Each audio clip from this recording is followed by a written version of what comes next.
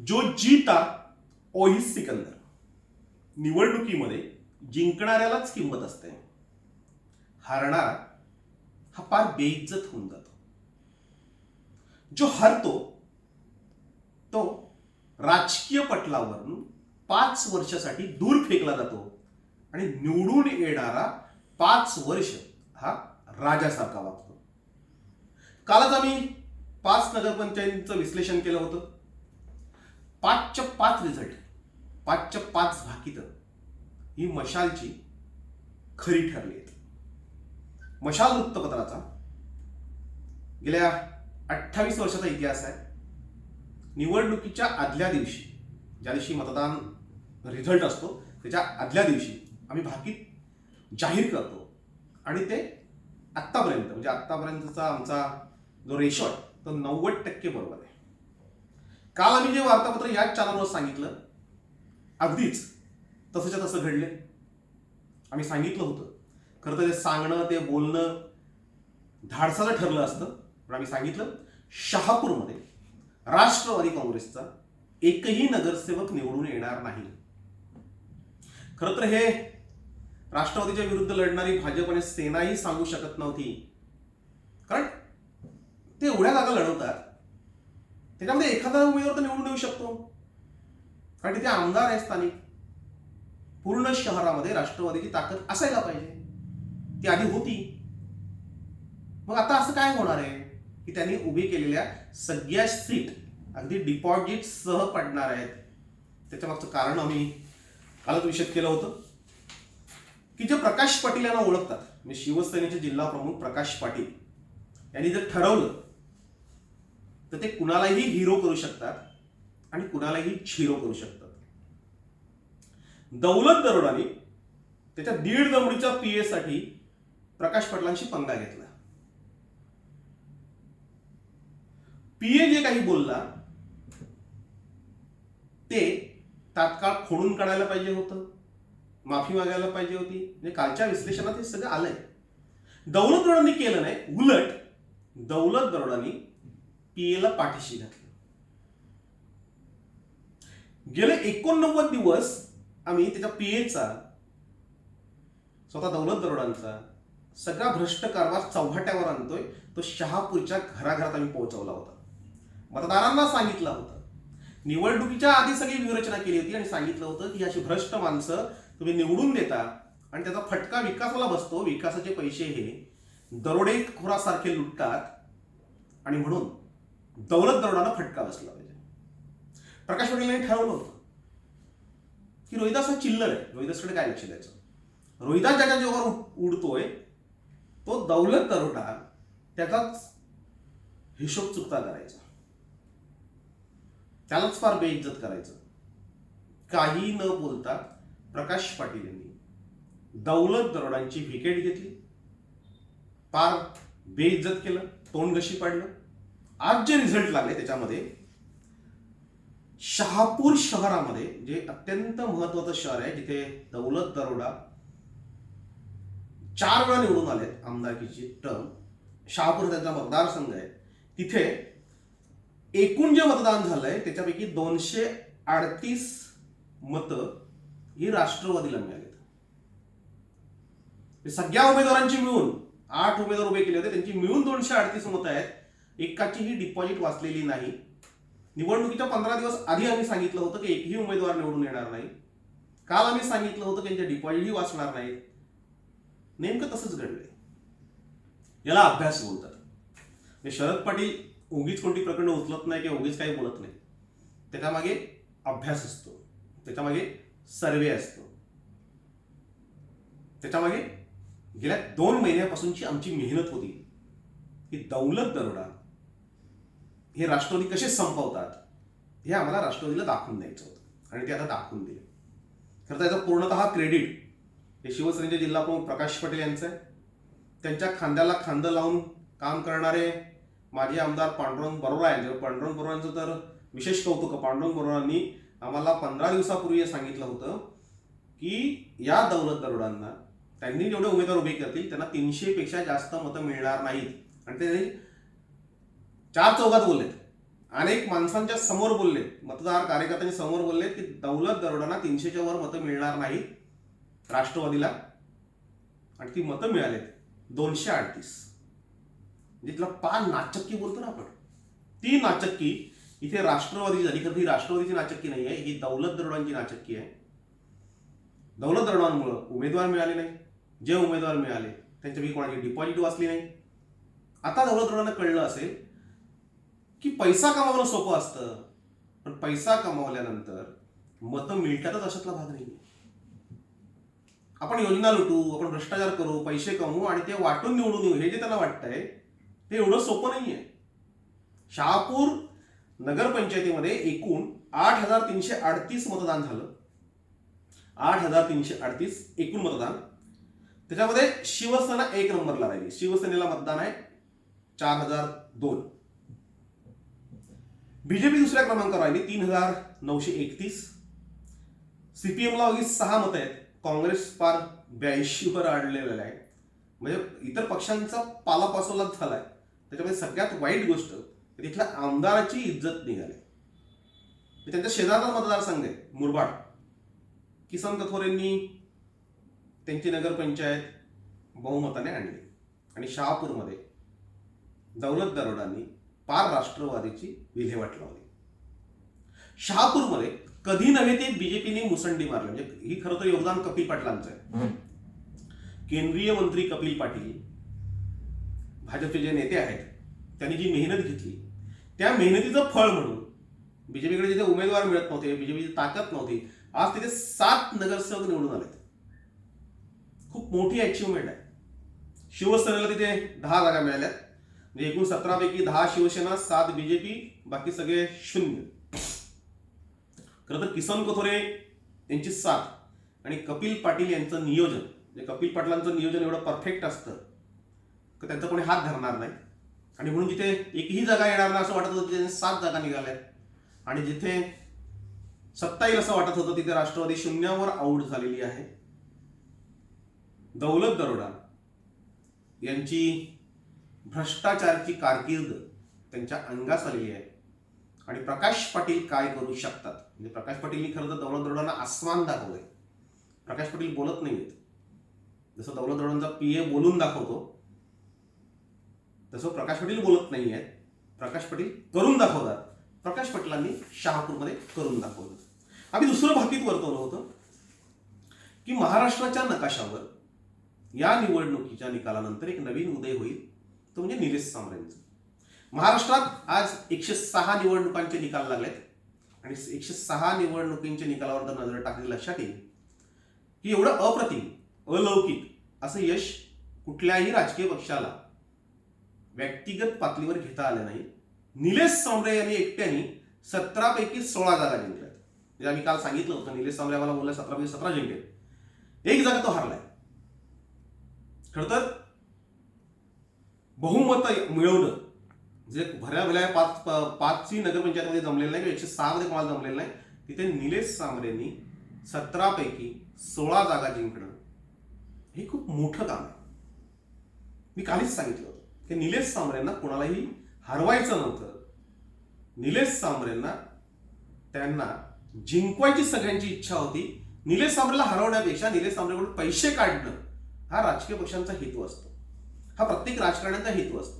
म्हणजे निलेश सांबरेंची कोणतीही प्रकरणं नेऊन द्या, ती हे राजकीय नेते कॅश करतात.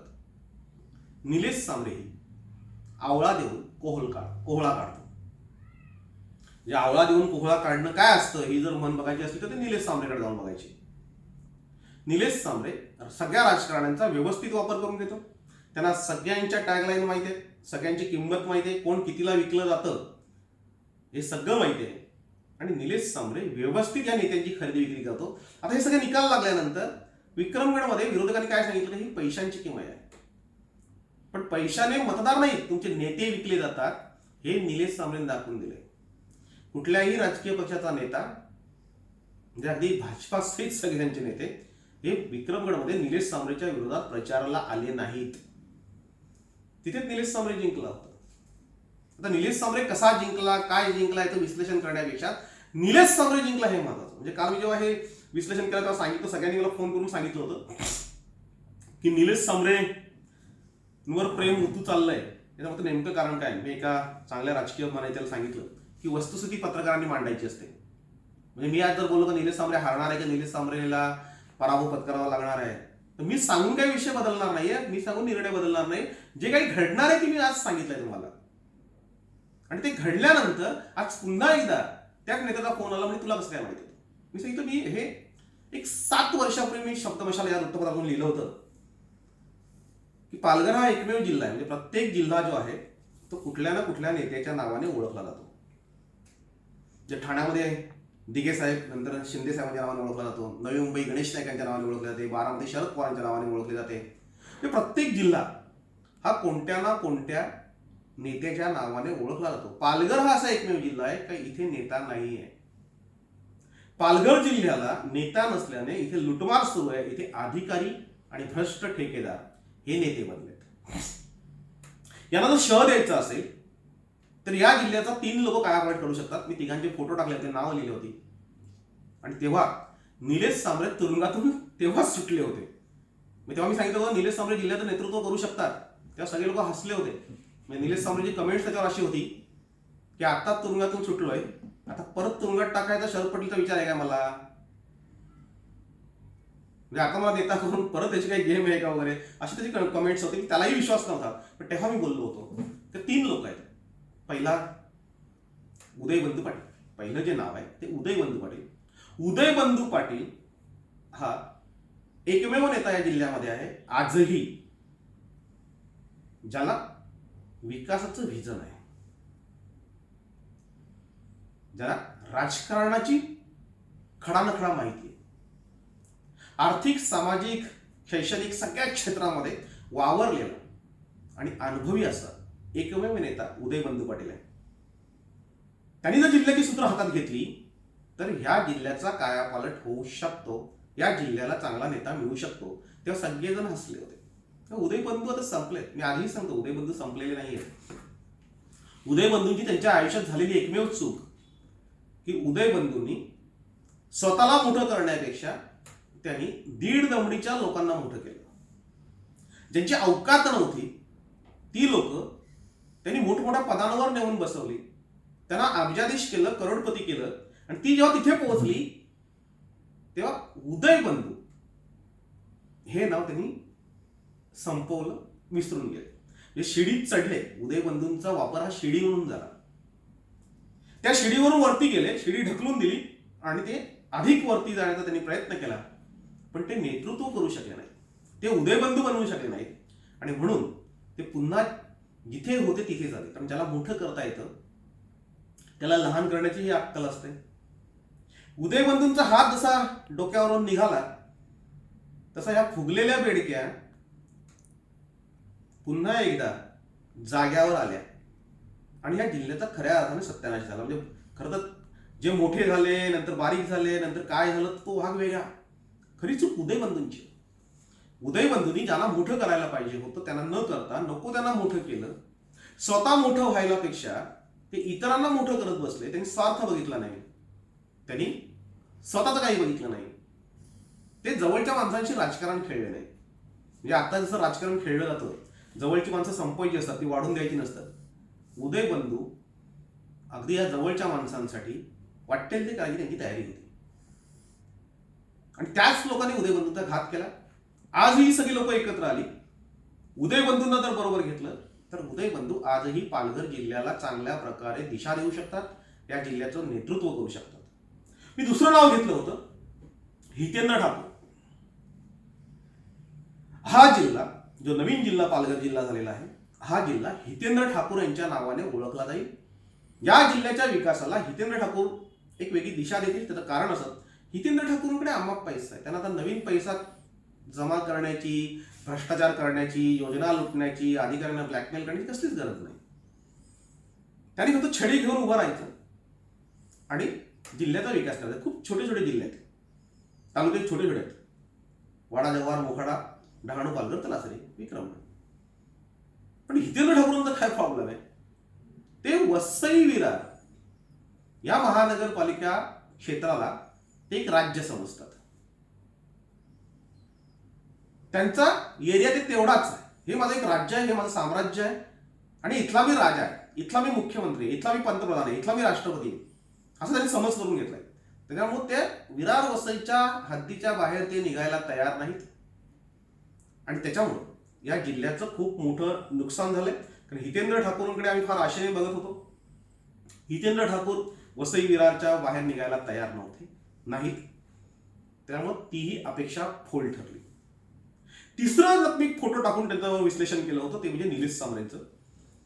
जेव्हा निलेश सांबरे तुरुंगात होता 105 दिवस आणि तो सुटला होता आणि त्यावेळेस मी लिहिलं होतं की निलेश सांबरे तेव्हा खूप डेअरिंग होती.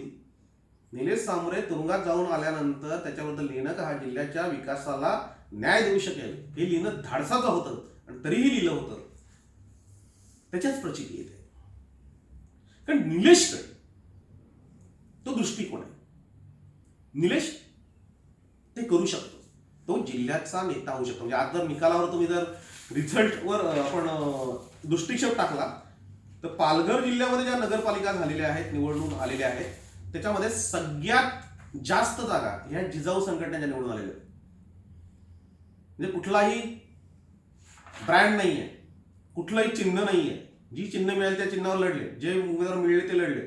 तरीही जिजाऊ एकूण 51 जागांवर पालघर जिल्ह्यात निवडणुका झाल्या 3 नगरपंचायतीमध्ये. त्याच्यामध्ये 20 जिजाऊ आहे. 2 नंबरला शिवसेना. म्हणजे जिजाऊ आणि शिवसेनेमधलं अंतर हे 8 जागांचं आहे. तिसऱ्या क्रमांकावर भाजप आहे. 8 जागा भाजपच्या आल्यात. मार्क्सवादी कम्युनिस्ट पक्षाच्या 6 जागा आल्यात. राष्ट्रवादीच्या 4 जागा आल्यात आणि काँग्रेसची फक्त 1 जागा आली. म्हणजे काँग्रेस आणि राष्ट्रवादी एवढे मातब्बर पक्ष असतानाही निलेश सांबरे हा 20 जागा काढतोय. याचा अर्थ हा जिल्हा, या जिल्ह्यातील लोकांचा कौल हे आजही निलेश सांबरेंच्या बरोबर आहे. निलेश सांबरेंचं एक चूक आहे की निलेश सांबरे काय करतोय, आपल्याला स्वतःलाच प्रचंड अक्कल आहे, आपल्याला कोणाचीही गरज नाही, त्याच्यामुळे तो निर्णय घेत जातो. स्वतःचे निर्णय स्वतःच घेतो. प्रत्येक राजकीय पक्षाकडे, प्रत्येक संघटनेकडे, संस्थेकडे एक थिंक टँक असते, मास्टर माइंड असतात, विचार करणारे लोक असतात, सल्ला देणारे लोक असतात. इथे निलेश सांबरे स्वतः सल्लागार आहे आणि निलेश सांबरेंचा अवगुण एक आहे, मी तो वारंवार सांगतोय की निलेश सांबरे हलक्या कानाचा आहे. निलेश सांबरेला आत्ता जर कोणी जाऊन सांगितलं की हे असं आहे तर तो ते घेऊन बसतो. असं आहे काय, ठीक आहे, त्याची वाट लावतो. इथून त्याची सुरुवात होते. निलेश सांबरेने जर विकासाची ब्ल्यूप्रिंट समोर ठेवली, या जिल्ह्याचा विकास कशा पद्धतीने होईल, या जिल्ह्यात आपण हातपाय कशा पद्धतीने पसरू शकू, आपल्या नावाचा ब्रँड हा या जिल्ह्यामध्ये कसा पसरेल, याची जर त्यांनी आखणी केली आणि त्या पद्धतीची जिल्ह्याची ब्ल्यूप्रिंट त्यांनी जर सादर केली तर हा जिल्हा आजही निलेश सांबरेंचं नेतृत्व मान्य करील. हे ह्या निवडणुकीमध्ये दिसून आले आणि म्हणून मी काल सांगितलं होतं की नव्या नेत्याचा उदय होईल. निलेश सांबरेंनी या जिल्ह्यातील जी वैचारिक पातळीवर लढणारी लोक आहेत, विद्वान लोक आहेत, वेगवेगळ्या क्षेत्रामध्ये नावलौकिक मिळवलेले लोक आहेत, त्यांचं जर संघटन केलं, त्यांना जर बरोबर घेतलं तर तो या जिल्ह्याच्या विकासाला दिशा देऊ शकतो. पण आता निलेश सांबरेंचं काय चाललंय, या गावात जा शाखा उघड, त्या गावात जा शाखा उघड. हाच प्रकार कुणबी सेनेने केला होता. विश्वनाथ पाटील याच पद्धतीने लाख लोकांच्या सभा घ्यायचे. काय झालं, आत्ताची परिस्थिती काय का विक्रमगडमध्ये त्यांनी टाहो फोडूनही त्यांचं कोणी ऐकलं नाही. सर्व राजकीय पक्ष एकत्र करून त्यांनी निलेश सांबरेला हरवायचा प्रयत्न केला. आजची परिस्थिती अशी आहे का विश्वनाथ पाटील निलेश सांबरेला हरवू शकले नाहीत. त्याचं कारण विश्वनाथ पाटलांची त्यावेळीची पावलं चुकली होती. त्याच्या विरुद्ध मी बोलत होतो. आजही मी सांगतोय का निलेश सांबरे चुकतोय. हे जे यश मिळतंय, हे यश जर दीर्घकाळ टिकवायचं असेल, म्हणजे आत्ताचं जे यश आहे ते निलेश सांबरेंचं एक वलय तयार झालंय. त्या वलयाला भुलून किंवा पैशाने कॅश करून आलेलं यश हे दीर्घकाळ जर टिकवायचं असेल निलेश सांबरेंना तर एक वेगळ्या पद्धतीची ब्रँडिंग करायला पाहिजे, एक वेगळ्या पद्धतीची आखणी करायला पाहिजे, एक वेगळ्या पद्धतीचा प्लॅन असायला पाहिजे. आता निलेश सांबरेची पावलं जी पडतात ती जिल्ह्याच्या विकासाच्या दृष्टीने किंवा जिल्हा नेतृत्व करण्याच्या दृष्टीने नाही आहेत. त्यांना विक्रमगड विधानसभा मतदारसंघामधला आमदार निवडून आणायचा आहे. शिवसेनेचे जिल्हाप्रमुख प्रकाश पाटील यांनी त्यांच्या ड्रायव्हरला उभं केलं, आमदार निवडून आणला. एक आमदार त्यांच्या हातामध्ये. विक्रमगडचा एक आमदार जर निलेश सांबरेंच्या हातामध्ये आला तर निलेश सांबरे या जिल्ह्यावर राज्य करेल असं निलेश सांबरेंना वाटतं. त्या दृष्टीने त्यांची पावलं पडत आहेत. आता त्यांनी मोखाड्यामध्ये चंचू प्रवेश केला, त्यांच्या 2 जागा मोखाड्यामध्ये आलेल्या आहेत. विक्रमगड त्यांनी हातात घेतलंय. आता त्यांचा टार्गेट असेल जव्हार आणि वाडा. जव्हारमध्ये ते पूर्ण सत्ता काबीज करतील अशी परिस्थिती आहे. वाड्यामध्ये त्यांना फटके बसतील. पण वाड्याचा त्या मतदारसंघाशी फारसा काही मोठा संबंध नाही. जी एरिया आहे ती नगरपंचायतीच्या बाहेरची आहे, म्हणून त्याचं टार्गेट विक्रमगड असेल.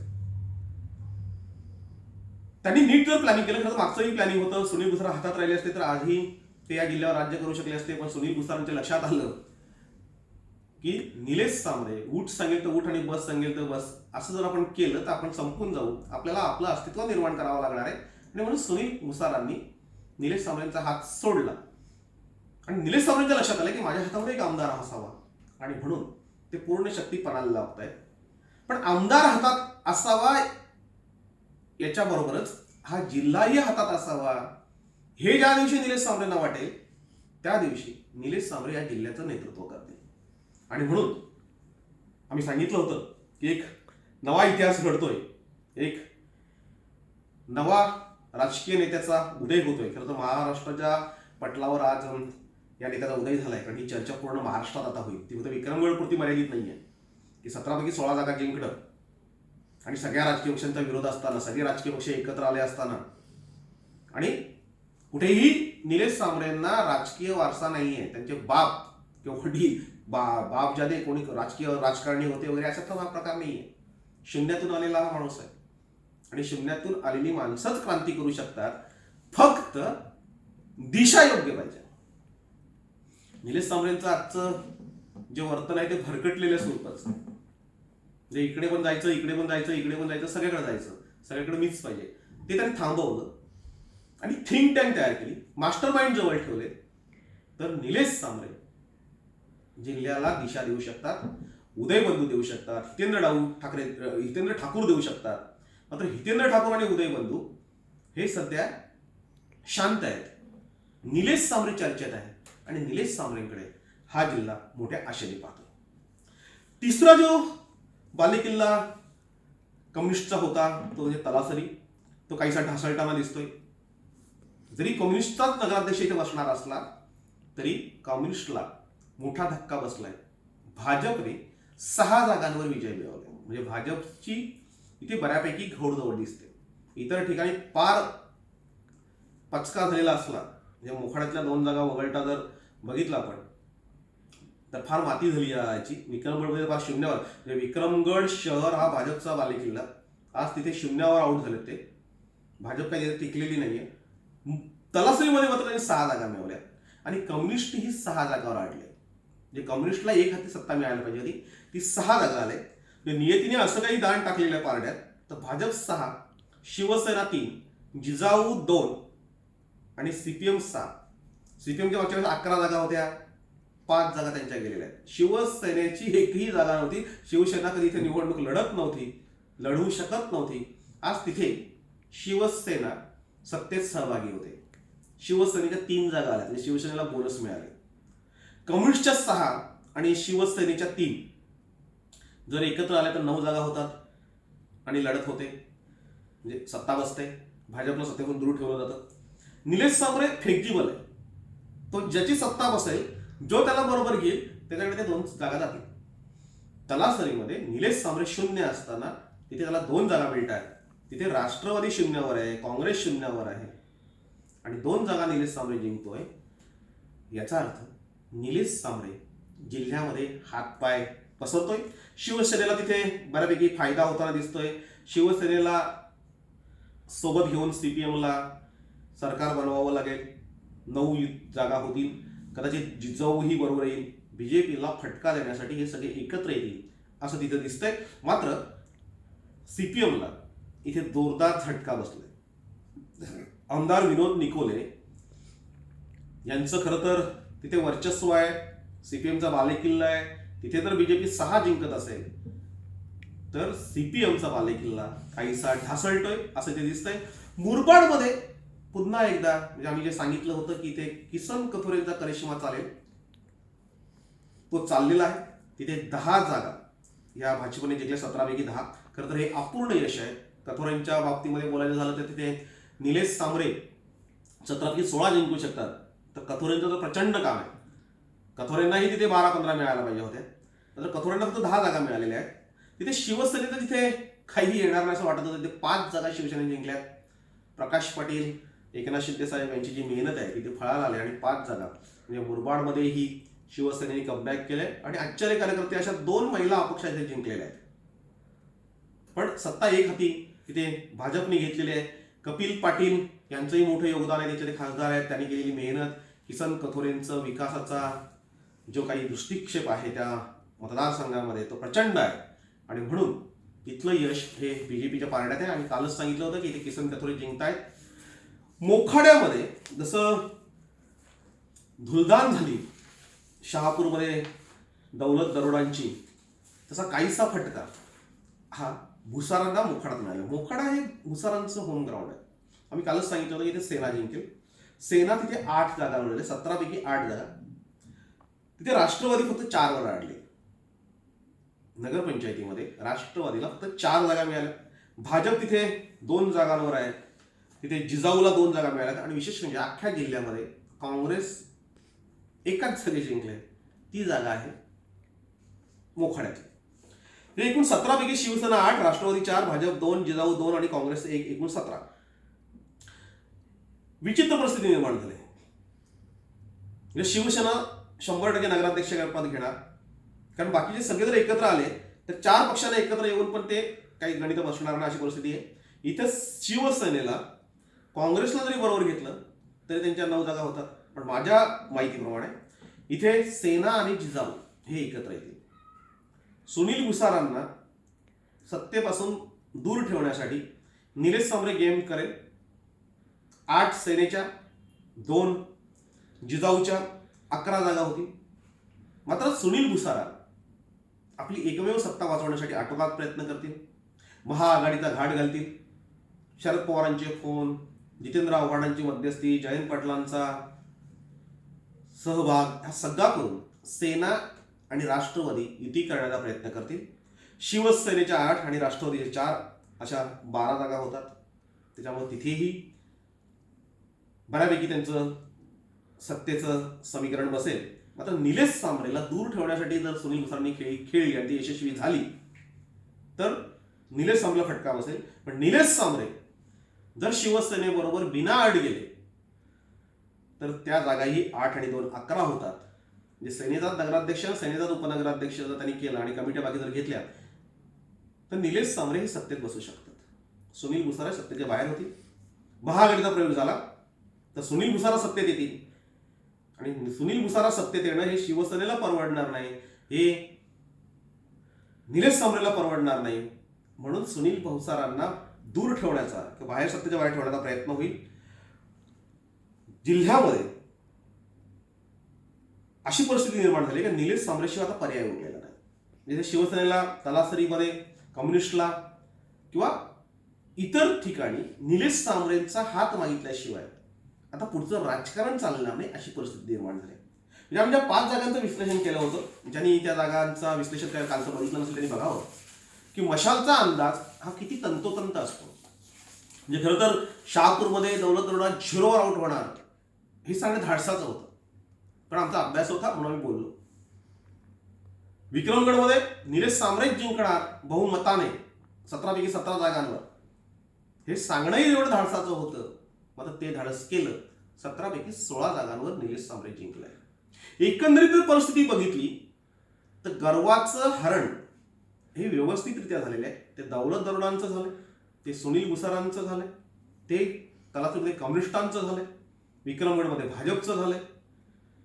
या निकालांनी, या 5च्या 5 निवडणुकांच्या निकालांनी अनेकांचे डोळे उघडले असतील, अनेकांची विमानं जी हवेत घालत होती ती जमिनीवर आली असतील. सगळ्यात महत्वाचं म्हणजे सुनील भुसारांनी जर 2 गोष्टी सोडल्या, म्हणजे नवाजणं आणि धच करणं, ह्या ज्या 2 अवगुण सुनील भुसारांच्या. सुनील भुसारा एक खूप चांगला कार्यकर्ता, दिवस रात्र लोकांसाठी धावणारा, निर्व्यसनी वगैरे सगळे त्यामध्ये चांगले गुण आहेत. 2 गुण वाईट आहेत. एक म्हणजे नवाजणं धच करणं आणि दुसरी गोष्ट ठेकेदारांना पाठीशी घालणं. म्हणजे ठेकेदारांना पाठीशी घालणं हे जेव्हा आमदार करणार नाहीत. म्हणजे कालच मी सांगितलं होतं की ठेकेदारांपासून दूर राहिलं पाहिजे किंवा ठेकेदारीत किंवा त्याच्यात विकासच करायचा आहे. म्हणजे आजच मी सकाळचं विश्लेषण सांगितलंय की मोखाड्यामध्ये प्रचंड भ्रष्टाचार झालाय. जव्हारमध्ये सगळ्या योजना लुटल्यात, विक्रमगडचा अख्खा तालुका लुटलाय आणि आमदार चौकशी करा असं सांगत नौटंकी करतायत. ती खऱ्या अर्थाने जर चौकशी झाली, हे जर ठेकेदार जेलमध्ये गेले आणि विकास कामं झाली तर सुनील भुसारांचा हात कोणीही पकडणार नाही. पण सुनील भुसारा आपला सगळा वेळ हा सोशल मीडियावर मिरवण्यात, नवाजण्यात आणि धज करण्यात घालवतोय. त्यांची कारकिर्दी ही वाया जाईल. कारण त्यांना आत्ता कालच सांगितलं होतं मी की झटके बसायला सुरुवात होती. निलेश सांबरेने आजचं जे स्टेटमेंट वृत्तपत्रांना दिले की आमदारांना कोण ओळखतो, आमदारांना आम्ही निवडून आणले. एका वाक्याने निलेश सांबरेने सुनील भुसारची इज्जत काढली आणि ते वास्तव आहे की अजूनही सुनील भुसारा निवडून आल्यानंतर ते स्वतःची ओळख करू शकले नाही. ओळख तर स्वतःची निर्माण करायची असेल, स्वतःचं अस्तित्व निर्माण करायचं असेल तर ही जी सगळी नौटंकी सुरू आहे, नवाजणे, धज करणे, ठेकेदारांच्या माध्यमातून ह्या सगळ्या गोष्टी करणे, हे त्यांना थांबवावं लागेल. निलेश सांबरेंच्या पुढे समर्थ पर्याय त्यांना उभा करावा लागेल. निलेश सांबरेंच्या विरोधातली जी लुटुपुटीची लढाई ते दाखवतात, ती लुटुपुटीची लढाई न करता निलेश सांबरेंच्या विरोधात अट्टीतटीची लढाई करावी लागेल. तेव्हा यांची आमदारकी वाचेल. नाहीतर पुढचा आमदार हा निलेश सांबरेंचा असेल आणि निलेश सांबरेंनी जर ठरवलं, निलेश सांबरेंनी जर प्लॅनिंग केलं तर या जिल्ह्याचा नेता ही निलेश सांबरे असेल.